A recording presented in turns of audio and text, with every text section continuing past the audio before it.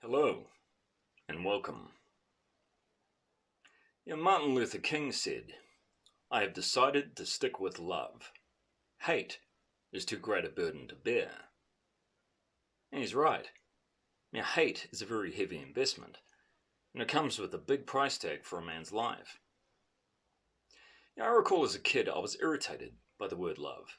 It just sounded weak to me. I just imagined some spineless husband bending over backwards, just supplicating to his wife. It was just some abstract term with no weight to it. And love to me at the time, it just meant weakness.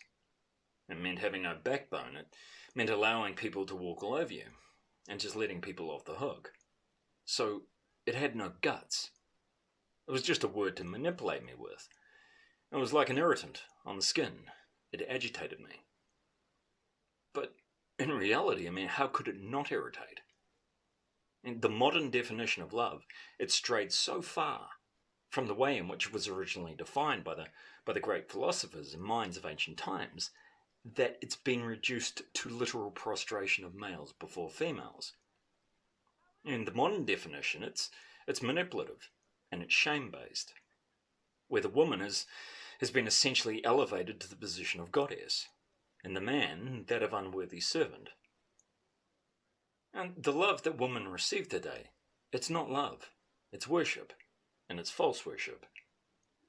And women, they know inherently that they're not deserving of it, so in turn they resent the men showering them with it. Now that's a particularly nasty dynamic of resentment, and it's going to lead to a particularly nasty dead end at some point. It's inevitable. But many younger males, they're being conditioned to act in this manner, to give this false worship through pornography, through social media, and so on. Now, it's a virtual supplication through a screen to an object who can't touch or see them, and who they can only feel resentment towards, and in turn disgust towards themselves. Now, that's the experience of love for many young men today. We've really done a number on them through a system that has elevated women and systematically disadvantaged males. It's painful to see. And Mike Tyson, when he was in his prime, he said he wanted to fight the world, that he felt rage towards everyone around him, even family. So he had no peace. He said he found out the hard way that when you hold on to resentment, it poisons everything. You could take the example of a woman that still has anger towards her father or towards her ex-husband, and we've all met at least one. Now that woman, she talks in sweeping generalities about men. Men this, men that. It's all men's fault. So she poisons every relationship she has. Every friend, every family member, every potential boyfriend, they get the same treatment. So she's toxic. And she destroys because she hasn't forgiven that one person. So now everyone has to pay the price. So resentment, hatred, anger, it's like an avalanche. It starts with one layer of snow and then it just builds up momentum, eventually destroying everything in its path. And Charlie Bukowski, he wrote in the book Love is a Dog from Hell that people are so tired and mutilated, either by love or by no love, that people are not good to each other. He's right. I was told something when I was very young that I didn't take on board until many years later, because the anger in me, it just wouldn't allow me to hear it. And the words were, if you don't have love for everyone, you have love for no one. My thoughts at the time were, well, some people are not deserving of my love, and why should I let people off the hook? So forgiveness to me was just a get out of jail free card, and I wasn't having it. And it wasn't until years later when I had it broken down for me what love really is, and how it aligns so strongly with the ancient Greek definition and with masculinity, that I could finally accept it and apply it to my life.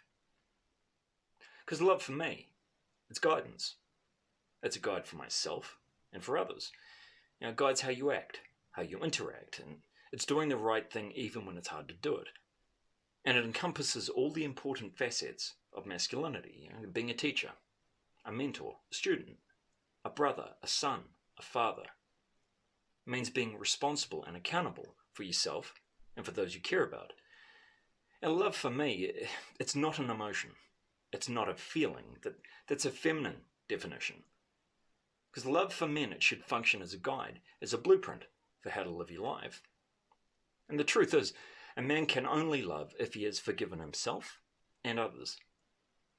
If he hasn't, he's still stuck in the past. He's still chained to the object of his hate, or stuck in a perpetual cycle of guilt. Forgiveness is the key to that chain. I've known men that have been through hell.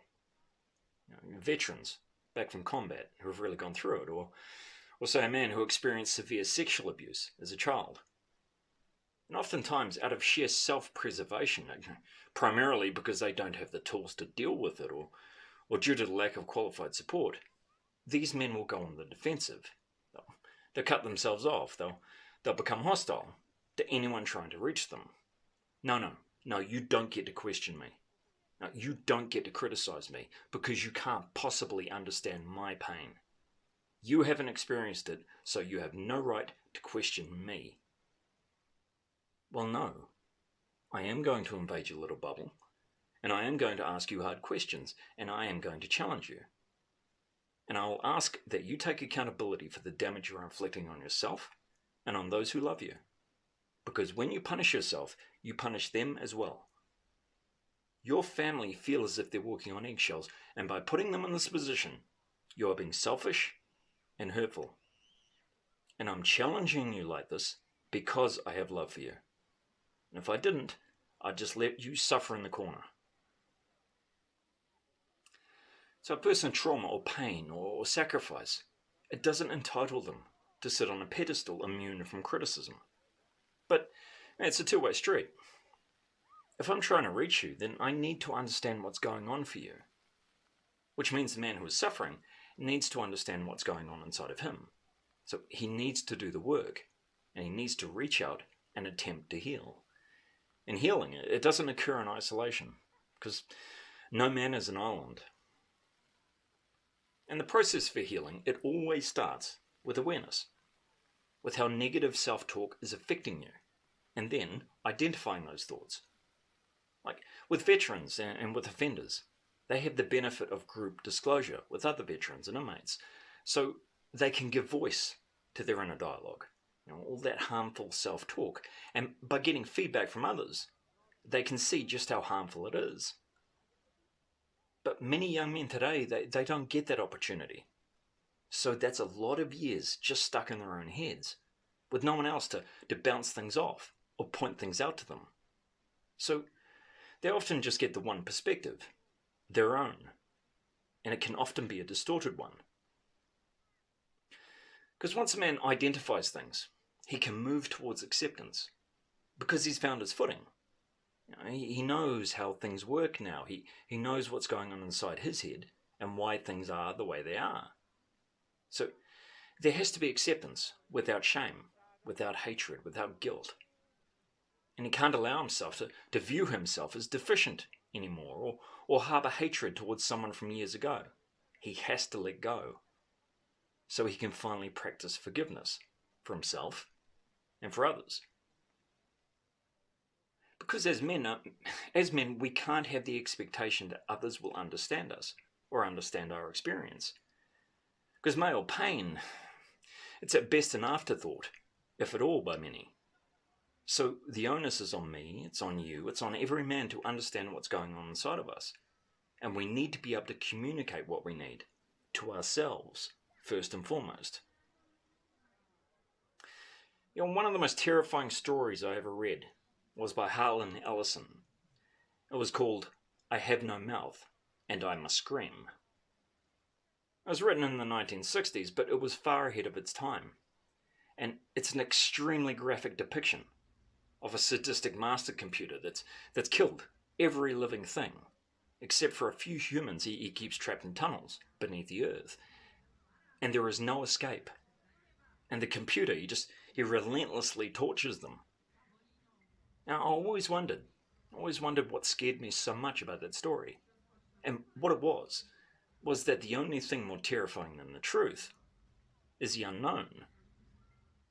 And as people, we tend to need to explain and categorize things and put everything into a nice little box, very clearly defined. But when we do that, we also place ourselves in a box. And also, we restrict ourselves because we're limiting ourselves. I don't meet this threshold, so I'm not good enough. So I'm just going to give up on my life. Or, I have to ghost 50% of the population because the risk is simply too great to interact on any basis whatsoever. And so the conversation, it just stops. And there's suddenly no middle ground. All there is just absolutes and just strict inflexible explanations and no further discussion. And no discourse on how to further navigate. The ground, it just falls away. And the man is left clinging to the cliff face with no real way to take his next step. It's just hope for the best, or nosedive into the abyss. But this conversation, it needs to take place. Men need to guide younger men, as they did in times past. And not just by dealing out axioms or telling them just to avoid things, but rather how to have, fulfilling lives.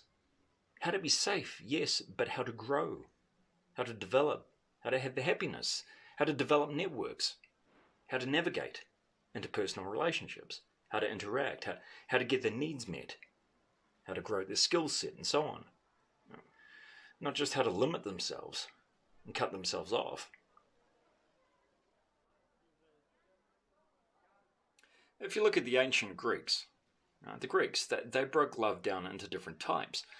And very roughly, they referred to the initial chemistry and sexual spark between a man and a woman as eros. But the Greeks, they knew this was only short-lived. And philia was another stage. It was commonly referred to as friendship, but it's a far deeper bond than we know today. And the Greeks, they had philia with many people. Farmer Jack down the road, the mother-in-law, the brothers-in-arms, and so on. And these were important, strong bonds that they had with many people, not just with one person. Because there was a richness there. And philosophy, it wasn't just for the intellectuals. It was a discourse of the people, and tradesmen, shopkeepers, soldiers. They all engaged in philosophy because there was a natural curiosity. And they were stimulated by each other's perspectives and thoughts. And another form of love was agape. That was a love extended to others, which roughly translates to caritas. It's a charity or gift of love we give to ourselves and to others. And there are other types of love, but many philosophers, including Aristotle, they really thought that young men needed to pull their socks up and just snap out of eros when they became adults, and instead base all of their relationships on the deeper bond of philia. Because the Greeks, they knew that the honeymoon stage of eros was fleeting, and that it held no value beyond the physical. And many philosophers, they saw these stages of love as means of acquiring the greatest attainment of all, wisdom. Oh, how far we have deviated from the path. And people, they'll tend to notice someone's change in behavior, but they won't recognize nor take responsibility for the part they played in that change. And it goes both ways. We typically want the people around us to change before we can accept them, or before we can respect them, or love them unconditionally. But for change to take place, we need to accept them. And that doesn't mean agreeing with what they've done. I've sat across from men that have committed vile acts on other human beings. But it means accepting that they're just a person, that they can still help themselves, and that they can help others. And for those specific men, it also means hitting them with both barrels of tough love, and holding them accountable, and laying down structure, and enforcing boundaries with punitive measures if need be. And love is not feelings. Love is not touchy-feely emotions. It's action. It's follow-through. It's accountability. And it's recognizing your worth as a man and not compromising that worth by putting others who don't respect you above you. Me, I have genuine concern for people I inherently dislike, and I also wish the best for them. But if they interact with me, they know exactly where they stand and where my boundaries are. Yeah, I'm forthright. I'm very direct in my conversations with them. I don't pull any punches. It's self-care. And it's also love for the other person. And it's not emotional, it's logical.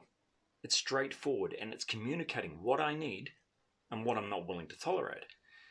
And it's something that many young men need to practice. And it starts with positive self-talk. And that builds confidence. So you're going into every conversation with the mindset that I'm not taking any crap, because I'm a worthwhile person who is deserving of respect, and I'm not going to take the bait and get emotional. I'm going to keep my head. I'm going to convey what I need and what I won't put up with. Because respect is care for yourself and it's care for others. It's a responsibility, and as far as I see it, an obligation. And that mindset, it takes a bit of sharpening, and that comes through practice and consistent positive self-talk. And not new age self-help guru nonsense, but rather adopting a mindset that with every passing day and with every interaction I'm becoming stronger. That others are beginning to respect me because of the way I carry and conduct myself. Because if you don't respect you, no one else will. It has to become the inner dialogue of a man.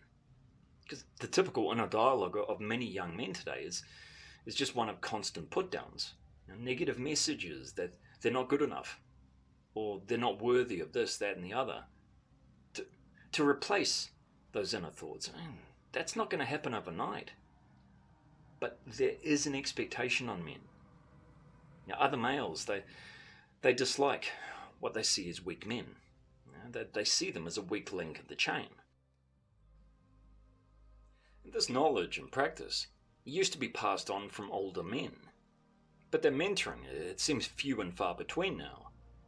And we've left young men essentially in isolation to work it all out for themselves. Or we just pummel them with negative messages and just cut them off at the knees in nearly every avenue of society, while they just anesthetize themselves. And what we're seeing today, it's just the natural byproduct of all of this abuse and neglect of males. If you look at confidence, it comes from consistent, small, measurable achievements. Like in boxing. A boxer grows in confidence the more time he spends in the ring, the more he spars with more experienced fighters, and the more he develops his knowledge. So self-doubt is then replaced with confidence and positive self-talk. Because you can't build a house without a strong foundation. So acceptance, self-acceptance, self-love, it starts with the man staring back at us in the mirror. So it's not an external thing, it's not something given to us. It's something that takes considerable time, energy, and investment to nurture and to grow. And it's like they say, I can't sit here and tell a young man it's going to be easy. But I can tell him it's going to be worth it. And the Buddhists, they refer to this as a practice of self-compassion. And essentially every religion, every culture is something similar, but what we have today, it's a twisted form of love. Now, people today, they have romanticized, unrealistic expectations. When the other party doesn't live up to these expectations, we're disappointed in ourselves and in the other person. It's just an endless void of vanity and selfishness and insecurity. And this game is being played all on female terms. But a man does not have to accept this, because the modern form of love, it's not in line with reality. And really, it's just punitive in practice. It's not healthy. It's harmful. And just like people are not good to each other, many people are not happy today.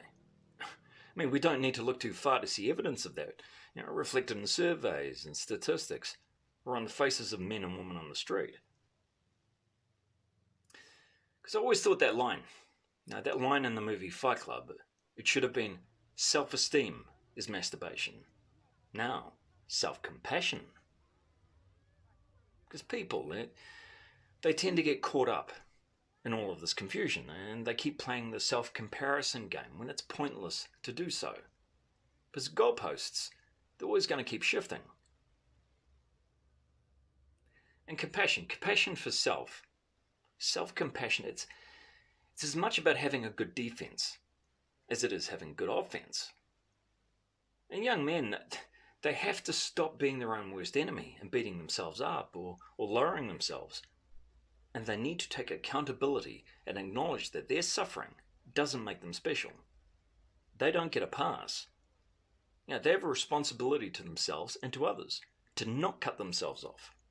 To not cut themselves off from life and from experiences because they're worth it. And compassion. Compassion is a survival instinct. If we didn't have compassion, we'd be drop-kicking babies through rugby posts. So it's in us. And we depend on it as infants, and we grow from it. We grow from it because it opens doors to experiences. And someone once said that we accept the love we think we deserve. Well, men deserve a hell of a lot more, even if they don't think they're deserving of it. This toxic form of modern love, it's marketed to us all the time, but actual love, it's never spoken about. It's hidden, and men are cut off from it. I've seen what brotherhood looks like with veterans, with other men. I've been lucky enough to be privy to it. I've seen those deep bonds of friendship and respect between men in boxing gyms, in the ring, in groups, so on. And it's a very powerful thing. And you see very quickly that everything else runs a very distant second. Now, I'm not religious, but I think that old Buddha was right. To understand everything is to forgive everything.